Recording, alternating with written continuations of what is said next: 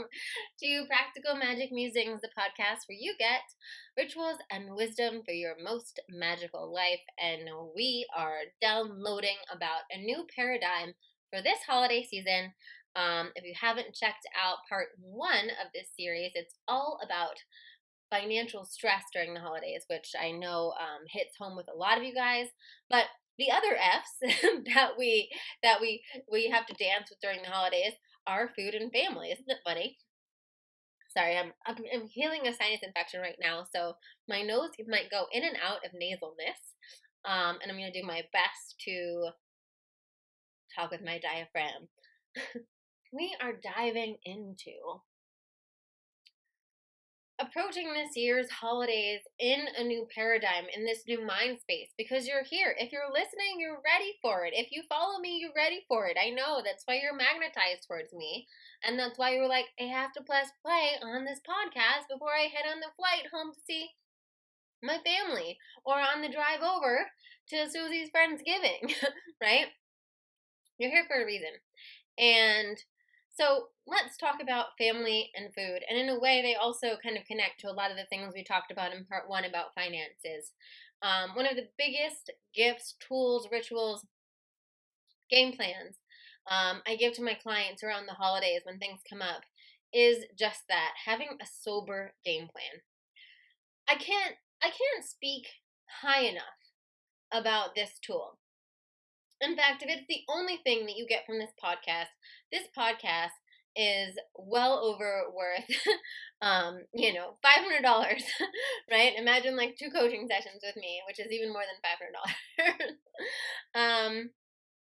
So thinking, what happens during the holidays? First, let's talk about that. What happens during the holidays is that it's kind of like we've entered a spiritual battlefield where all of our triggers, like there are landmines everywhere, triggers of like old family triggers, different beliefs that we took from childhood, all of the stuff comes to the top, boils to the top during the holidays. The good part is just like when you're cooking, when the things boil to the top, we can skim it off because we don't want that in our food.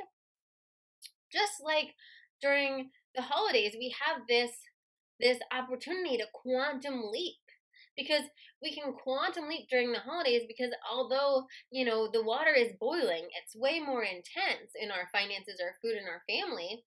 We also have this opportunity to really flip and shift the paradigm. And if you haven't watched my last month of 2019 into 2020, go listen to that after this, because it's a similar message that just really keeps on coming through from me to share with you guys, is that this is an opportunity for us to quantum leap, right? How we act during the holidays is essentially kind of like a final exam of our spiritual growth that year.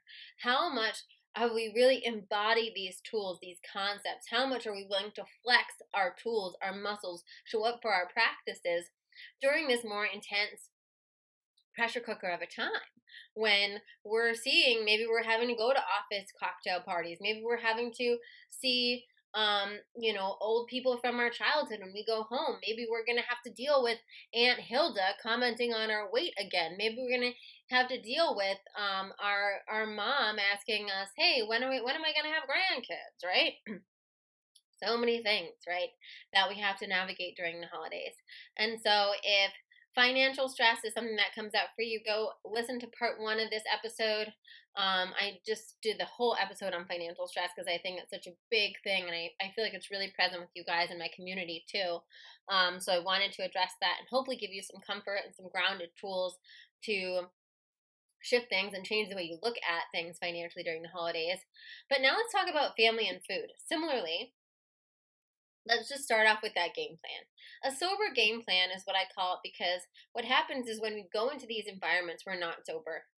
We're triggered, we're emotional, we got a lot of other things going on, we have a lot of past programming coming at us, and it's kind of like if you're going through a crazy obstacle course and everything's kind of like just orienting you and pushing you this way and making you question yourself and all of this stuff, your best shot at making it through that obstacle course is having a map, right? Having a map so you know, okay, I just need to keep on going, and once I get to the blue flower, I'm going to make a left, and then I'm going to take that left, and I'm going to keep going until I see the sun rising, and then I'll make right, whatever, right? If you had a map, then you can ground yourself in that map and in those directions during the chaos. And so I want you to think about facing your family and food during the holidays in that same way. And right now, before all the chaos comes up, before you're emotionally triggered, let's make a game plan.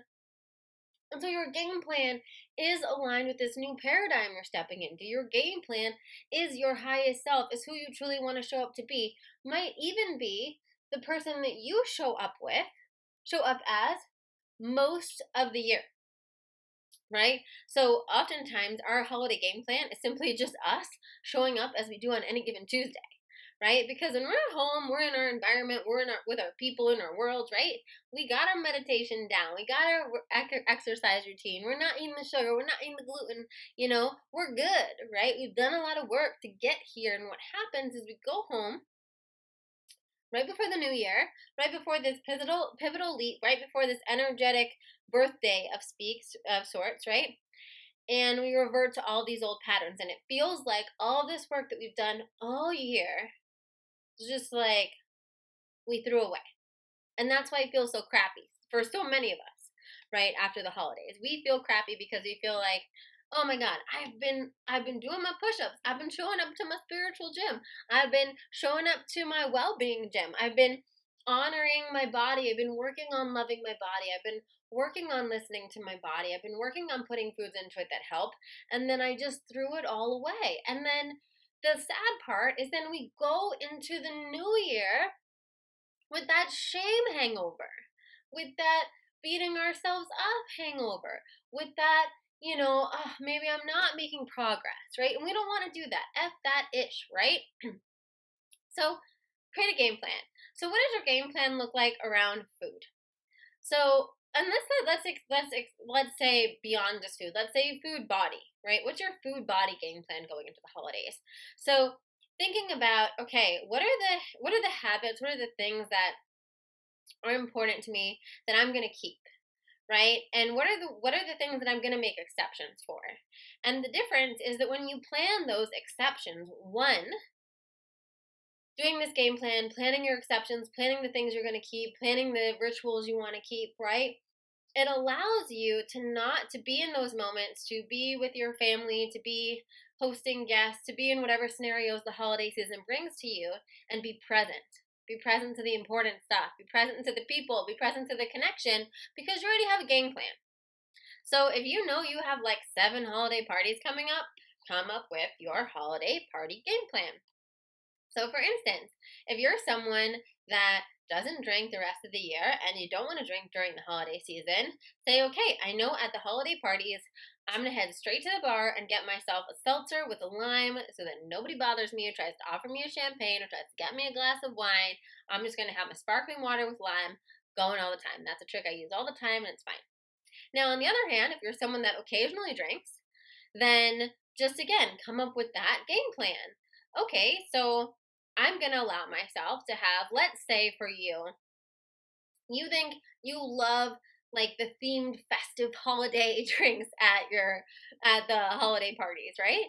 And you get joy out of it. So maybe you decide, I'm going to allow myself to have one festive holiday beverage, and then I'm going to switch to water for the rest of the night, right?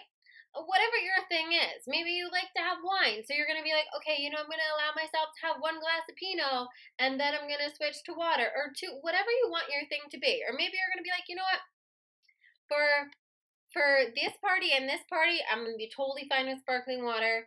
For maybe you're going to a special like wino party, or like maybe one of your friends just has like, one of your friends is like a mixology hobby and she's always making these fun, cool creations, so you want to treat yourself to one thing at her thing. Whatever.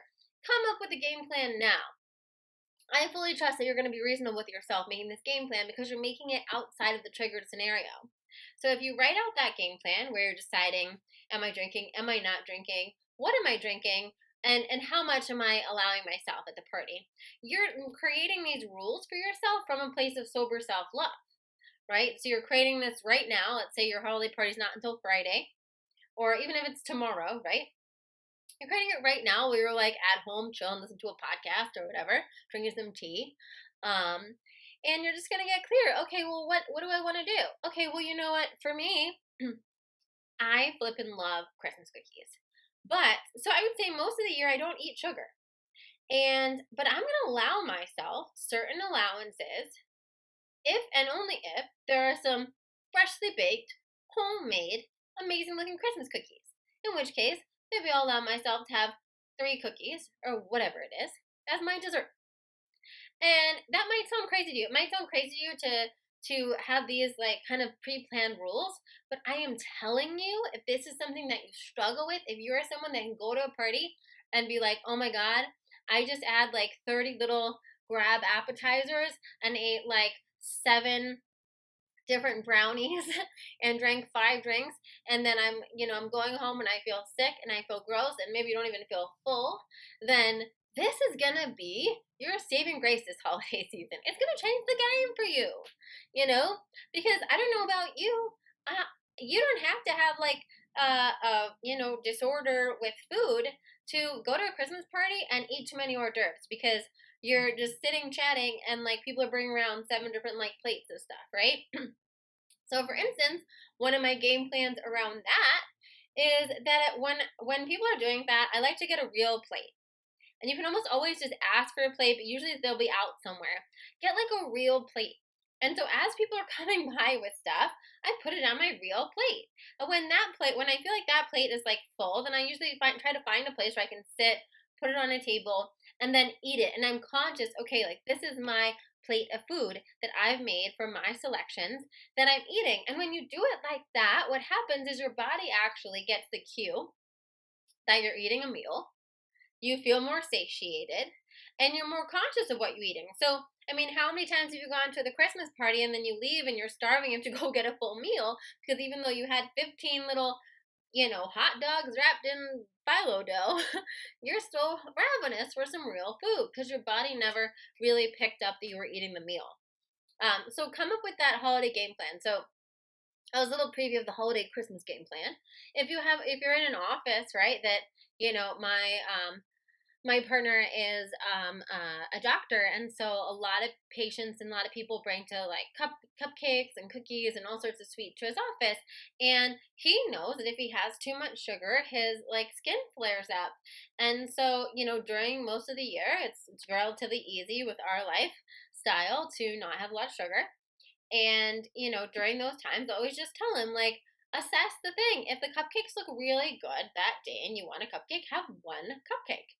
It doesn't have to be like, oh, you'll never have a cupcake. But, let's be honest, it's very sweet, a sweet, loving gesture if someone's bringing you cupcakes or someone brought the office cupcakes. But if I look at a cupcake and I'm like, oh, those cupcakes were from Whole Foods or their cupcakes were from the grocery store, I don't need that cupcake, right? It's a lot more tempting and perhaps, in my opinion, worth me enjoying something if I'm like, oh, like she made those cupcakes from home, or they come from my favorite bakery, or whatever it is, right? So, again, a lot of this stuff is common sense, but it's when we start thinking about it beforehand that it gives us that grace in the moment to make the decision that we're going to be proud of, to make the decision that's going to make us feel good, right? And be in alignment with our highest self and who we want to be. And none of this is saying, like, again, you're making these rules, and you're making these rules from a place of self-love, from what works for your body, from what's going to make you feel good, and also from what's going to help you enjoy the holiday season. So like I said, like for me, like one thing I love, like I love a hot toddy, right? I'm actually like not really big into alcohol, but that's like one of those things at the right opportune moment, with more tea and water than alcohol.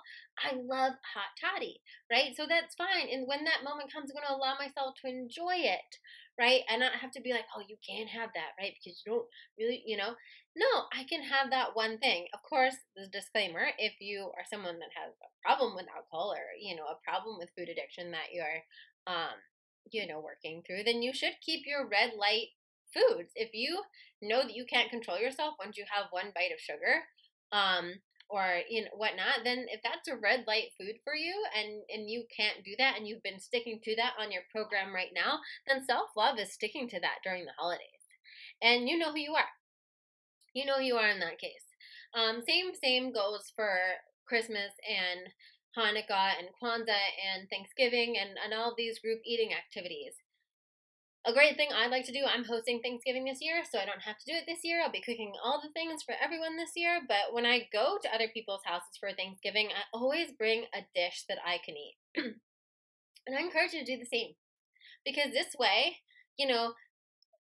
me not being able to eat something at someone else's table, I never put fault of the host. I know what it's like to be a host. You're trying to think of 7,000 things, and there's nothing that feels worse than when you're like, oh my God, I forgot that like little Jimmy can't have almonds, and I put almonds on top of the sweet potatoes, and now we can't have sweet potatoes, right? So we're considerate, and especially as women listening, right? We know what it's like to be in that position where you're trying to think of everything, you're trying to cook for everything. And so oftentimes we make concessions because we don't want to hurt someone's feelings, or we don't want to, put ourselves, we don't want to, make someone uncomfortable or whatnot. And I think one of the most loving solutions to that can often be bringing a dish that you know is good for you. So I, for years, would always bring like this like kind of quinoa salad medley where I do like quinoa and tofu and cranberries and apples and Brussels sprouts, and it would just be like this big kind of like quinoa thing. But I knew there was nothing else I could eat. Once there was usually one or two other things I could eat, like some vegetables that were on the side that weren't with meat or anything. But I knew no matter what, I would be fine if I end up eating like a bowl of that for my dinner, right? So, and if that, I also have this eat with intention. There's this great lentil shepherd's pie and eat with intention that I have made many a Thanksgivings, which I highly recommend to anyone who is looking for a hearty dish to bring that will be innovative and probably nobody else will have. There's a great lentil shepherd's pie that's completely vegan that you can bring that will literally be like, could be a main course for you. And if nothing else at the table you can still eat that. And honor, like, hey, no worries at all. Like, I literally for years I'd be like, no worries at all. I got my own weird dietary things. I brought this. I hope other people can try it and other people enjoy it. If not, I'm good. Don't even worry about me. Right? And when you don't make it a big deal, you relieve the pressure from the host or anything like that. It doesn't have to be a big deal. And I will tell you, for me, when I healed a lot of my body stuff and I healed a lot of my food stuff, these holidays became less about food. For me, when I think about Thanksgiving or Christmas in my case, I don't think about the food. I honestly don't care that much about the food. I'm going to have some fun making some food for the Thanksgiving that I'm hosting this year in our place.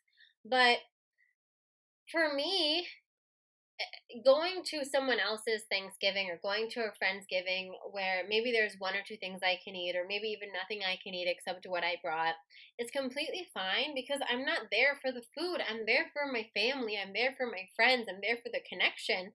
I'm there for the joy and the gratitude and being with people, right? I'm there for what the holiday is really meant to be about, right? Which is us just having a great opportunity to connect with each other and go deep and put our cell phones away and have real conversations, right?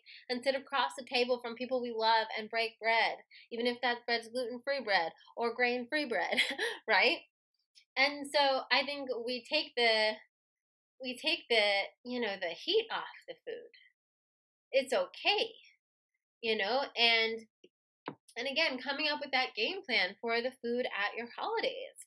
Really asking yourself, okay, listen, if you're going to the same family member that you always go to Thanksgiving for, you probably know what's going to be on the table. You know what are things that you would have eaten the day before, and what are things that you wouldn't. And again, just making that honest choice ahead of time. It doesn't have to be a whole. I watched this thing of Jillian Michaels on her channel, and it was so good. I was like, high five, because she talks about how it doesn't have to be a whole cheat day. Like, what if it's not a cheat day? What if it's a balanced life? What if a balanced life means, you're going to have your grandma's pumpkin pie because she only makes it once a year at Thanksgiving, and you know it has all of the stuff that you would normally not eat in it, but it's delicious and you love it and you look forward to it, so you're going to have it. But you're not going to have the I don't know. Maybe you're not gonna have the dinner rolls that are full of gluten because you've really been healing your skin issues this year, and you know that having too much gluten is probably gonna cause a flare up with you. Or you've been vegetarian for 6 months, and you can pass on the Brussels sprouts if they're wrapped in bacon, right? And honoring the honoring the things once again that you're like, okay, this I can make a concession on, and this is what I'm not going to, but making that plan ahead of time, right? And writing out, even if, like, for instance, like I said, I know a lot of you guys are probably gluten free or dairy free, and you've noticed that these things cause health problems with you, right? You know what the consequences are when you eat that stuff. And so, thinking about that and thinking about, okay, am I going to honor being completely, am I going to honor these things throughout the holidays? And if not, if there are going to be certain things I make concessions for, let me pick them out now. Let me not wait until, I'm dealing with the stress of my mom asking me about grandkids and dealing with Aunt Hilda asking me about, my financial game plan and like let me not make those choices in the pressure cooker. Because if I leave those choices to me being in that triggered pressure cooker, I will undoubtedly make a choice that is not aligned with my higher self. I will undoubtedly do the thing to soothe me, do the thing to numb me, do the thing to try to get me some. That's why it's so hard to control our eating during the holidays, because we're emotionally triggered up the wazoo. So, of course, you just want to drown your sorrows in some eggnog and some sugar cookies. Of course, you want to have 7 helpings of your turkey and mashed potatoes just because you can't handle your uncle questioning your 401k or lack thereof, or this new quote unquote business you're starting, right? And that's how we cope. Similarly, with that, I think it's really important to have your self care rituals, your spiritual rituals, come with you into the holidays. And it's oftentimes, I hear this all the time from my clients. What happens, and I understand it because I've totally done it before as well. So, no shame in anybody's game. But we go into these more energetically packed moments of our lives, right? And instead of doubling down on our spiritual tools because we know we're going to have to show up even more, we know we could be even more triggered if something goes awry, we forget them because we're too busy. And so during the holidays, it's going to be real easy to be too busy. It's going to be real easy to focus on, oh, well, I have to get this stuff done for work. Oh, I have to do all this food shopping. I have to go like shop for gifts or whatever you have to do, and throw your wellness routine out the window. And when you're going into this, dealing with family, dealing with, dealing with financial stress, dealing with food stuff, whatever is coming up for you right now, you need all your support that you can get. You need to be talking to your spiritual guides every day. You need to be putting it on the altar for your higher power to alter it. You need to be meditating. You need to be scheduling those times for self-care for you, whether that is having tea and blankly staring out the window for 5 minutes while no one talks to you, whether that's journaling, whether that's taking a nice shower with some yummy body wash that smells good, where you just get to be with yourself. It doesn't have to be like a half day spa day. You don't even have to soak in a tub for an hour like I do, right?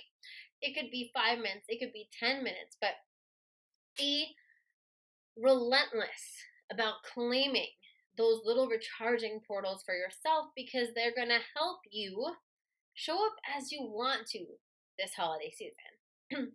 I feel like so many times in my early 20s, mid 20s, my heart broke around the holidays because I always had this vision of how the holidays should be, right? And we all know, like, we shouldn't should on ourselves, right? So there's no should, it just is what it is. And when we have that vision, oftentimes it hurts us. But what I realized was that I was the biggest barrier between the holidays showing up as I wanted them to, because I wasn't showing up as I wanted to be for the holidays. And when I show up as I want to be for the holidays, then there's a lot more chance of things going in the way that I want them to go. So, for instance, another tool, knowledge bomb I'm going to drop on you this holiday season is having an intention. having a primary intention that you go into your holidays with. So if your intention is connection, so for me right now, my intention is actually fun. I'm gonna go even. I think connection comes with fun, and I feel like fun's even like a more ambitious goal. So I'm going into the holidays with fun, right, as my intention. And whatever your intention is, maybe it's connection, maybe it's just to feel good. Maybe it's, whatever your intention is for the holidays is fine. But pick an intention that's really aligned with your vision for the holidays, how you want to navigate it. Maybe you just want to feel more like yourself. Maybe you want to connect. I remember a couple years ago, my intention was connection, and I found myself really trying to have deeper conversations with family members than ever before because of it. And and so our intention will help guide us, right? It also takes our energy away from a lot of our triggers and helps us navigate our triggers, right? If our intention is connection, and let's say Aunt Hilda's harassing you about your 401k, what a great opportunity to learn more about Aunt Hilda. Tell me about your relationship with money, Aunt Hilda.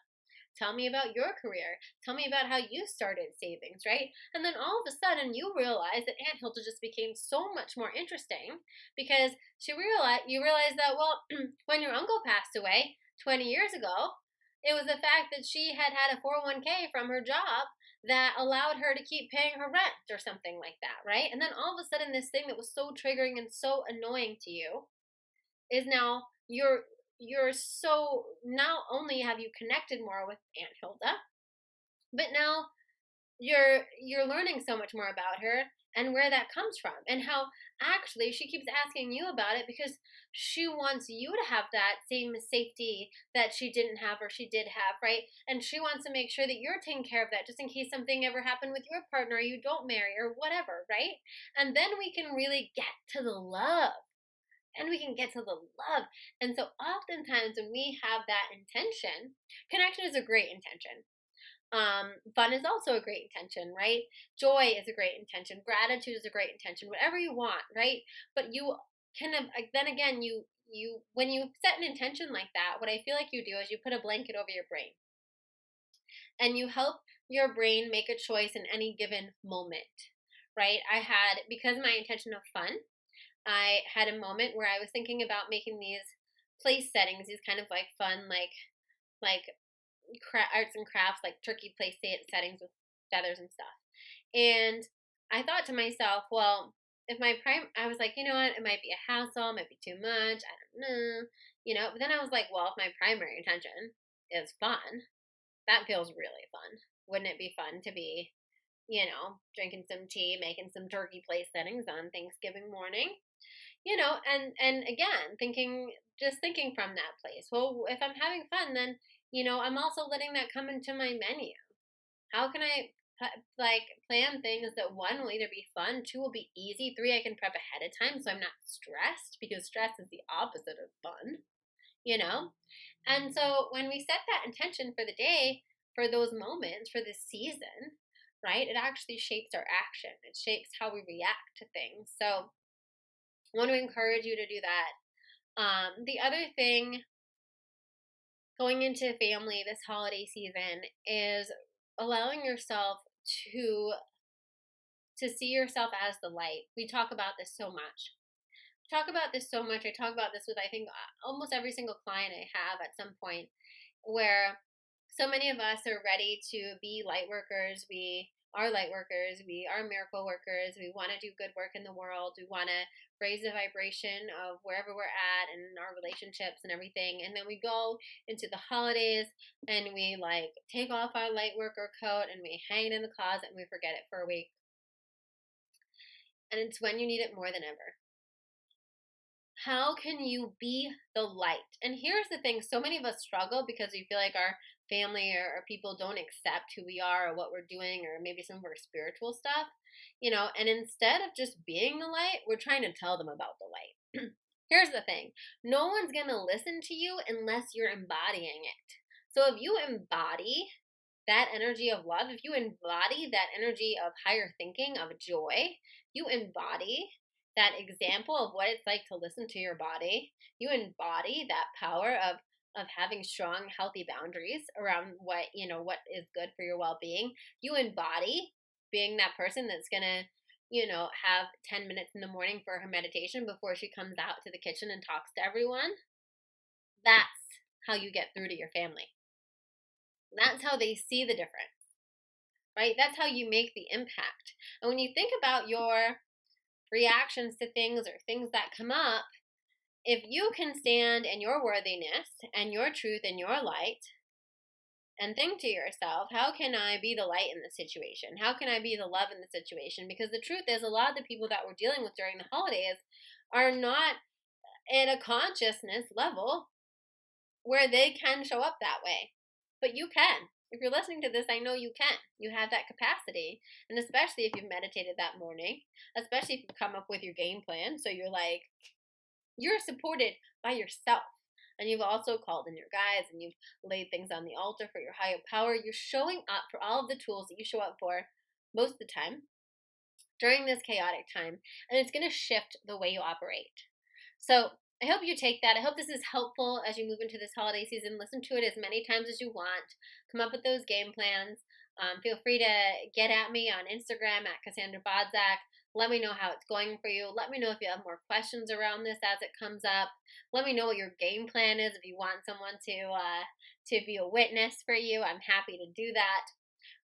And for those of you who are looking especially to give yourself a gift this holiday season that's going to help you heal your relationship with money and increase your finances or help you build that business, I hope you check out my Gold Friday sales page. I'm very ecstatic to use this holiday that has become, sometimes over commercialized and, leads us to emotional shopping and buying things we don't really need, to be able to offer these two products that I know can change lives, that I know that can help shift your finances and shift how you feel about money and shift a lot of the anxiety about money. Earn with Intention at a crazy discount. The course is normally $297 and it's only $97. So you get $200 off when you use code Gold Friday for just this week until December 3rd. And similarly, Spread Your Light, which is my spiritual business 101 must-have course if you're starting a spiritual business or you've just started a spiritual business and you need more refining about your audience, about your offerings, about growing your social media, about consistent content, all of the things, about launching, you name it. I talk about it in the Spread Your Light business program. And this digital course normally is almost $2,000, giving you guys $1,500 off. So it's only $497. And it was really important for me to offer these because I just see, I don't know when I'm going to launch either of them again or open them up again to do anything live with them. But I wanted to offer them during this time of this year when so much of us are people pleasing and overspending on other people and dealing with a lot of financial stress, as an opportunity for you to invest in yourself, as an opportunity for you to get in on something at a really affordable price that maybe you normally wouldn't have been able to take advantage of, and as an opportunity to take a stand for your growth this holiday season and for your dreams and what's important to you. Because like I said, we're stepping into 2020. We're stepping into a new paradigm of doing this. And the way you handle this holiday season, the way you show up to all of the, the obstacle course of family and food and finances and all the things that shows up for you, it really is going to impact the way you step into 2020. And I'm here for you with all these free content on the podcast, of course, and always trying to give you as much help and guidance as I can. But these courses are really sacred containers for up-leveling your finances and your business. So I hope that if you feel guided towards either of them, you click the link below and take advantage of this and give yourself a little gift during the holidays. Have a good one, and I will see you soon on Practical Magic Musings.